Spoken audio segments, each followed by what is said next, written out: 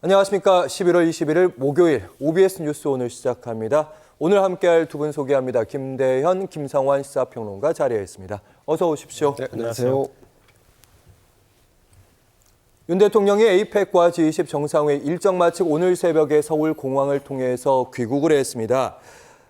대통령실이 내세우는 성과, 한미일 그리고 한일, 한중 다양한 정상들과 양자회담을 했다는 성과를 내세우고 있는데 실제로도 여론조사 보니까 반응은 좀 있는 것 같긴 합니다. 어떻게 보셨는지?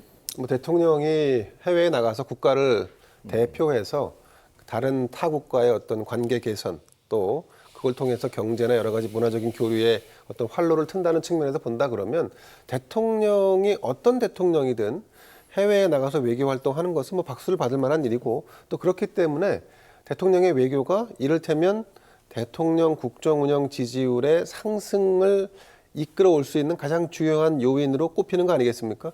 이번 같은 경우도 특히나 저는 눈여겨봤던 대목이 시진핑 중국 국가주석하고 회담을 하면서 서로 양자를 각자 국가에 초대하는 이런 모습을 보였는데 물론 성사되기까지 좀 시간이 걸릴 수도 있겠습니다만 그런 모습들은 종래에는 좀 약간 기대하지 않았던 어떤 모양새의 그림이었는데 그런 부분에 대해서는 좀 박수를 쳐줄 만하고 근데 더 무엇보다 중요한 거는 이번에 이제 이 남미에 갔던 것 중에 하나가 에이펙 참가였지 않습니까? 예. 내년 같은 경우 에이펙이 국내 경주에서 열리기 때문에 그런 부분에 대한 홍보도 주안점을 두고 했던 것 같습니다. 무엇보다도 여론이 원했던 김건희 여사가 동행하지 않았던 이번 순방 이것이 사실은 성과보다도 더 큰 어떤 의미나 이미지로 국민들에게 비춰지지 않았을까 이렇게 생각을 해봅니다. 어쨌든 해외 외교를 하는 동시에 8일간 국내에서 멀어져 있었지 않습니까? 예. 국내 뉴스에서. 그러는 시간 동안에 또 나름대로는 국정의 현안이나 아니면 쇄신을 위한 구상의 시간도 좀 갖지 않았을까 하는 기대를 해봅니다. 네. 이 지지율 하락의 어두운 터널을 어쨌든 외교적인 성과로 회복할 수 있을 것으로 대통령실은 기대는 좀 했는데 순방 막판에 외교 의전 일정과 관련해서 남미에서 좀 해프닝이 좀 있었습니다. 저희가 자료 화면 사진으로도 잠시 보여드리기는 할 텐데 김성환 평론가님 설명을 좀 해주신다면요. 일단 경호하는 과정에서 보통 이제 다른 국가에 갈 경우에 우리 경호원도 있고 다른 국가 경호원들도 있잖아요. 특히 이제 그 회의를 개최하는 국가의 경호원들이 경호를 담당하기 때문에 이런 식의 신경전이나 이런 것들은 좀 있다 그래요.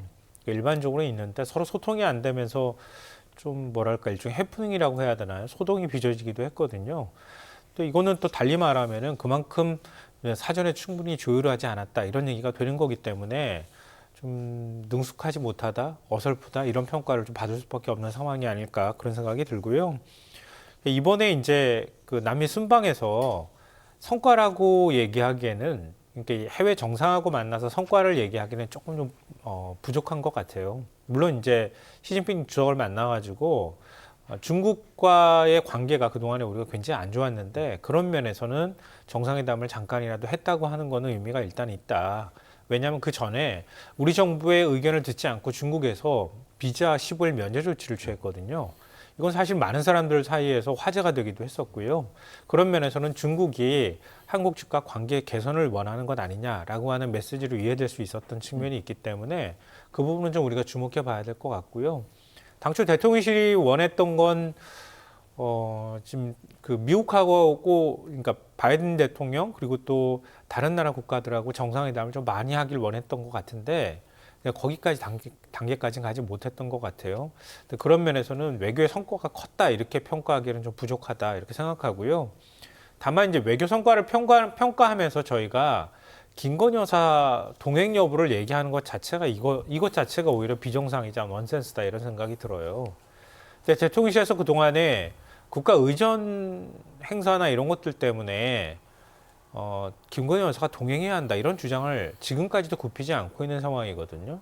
근데 김건희 여사 동행하지 않았는데도 불구하고 특별하게 모나거나 한국 외교 의전이나 행사가 잘못됐다는 평을 제가 들어본 것 같지는 않아요. 그러니까 그동안에 대통령실이 얘기해왔던 것처럼 김건희 여사 동행이 반드시 필수적인 건 아니라는 걸 이번 오히려 순방이 보여줬다 이렇게 얘기할 수 있고요. 그리고 윤석열 대통령의 어떤 외교 성과가 직접적으로 지지율에 영향을 크게 미쳤다고 저는 생각하지는 않아요. 그러니까 오히려 김건희 여사가 순방에 동행하지 않았다는 게 특히 보수층 입장에서 일종의 리스크로 작용하지 않았다. 그게 하나가 있을 것 같고요. 그리고 한동훈 대표와의 갈등 이런 것들이 수면 아래로 내려갔다. 그리고 또 하나 야권에서의 어떤 리스크로 얘기하자면 이재명 대표 1심 유죄 판결 이런 부분들이 보수층을 좀 자극한 측면이 있지 않을까.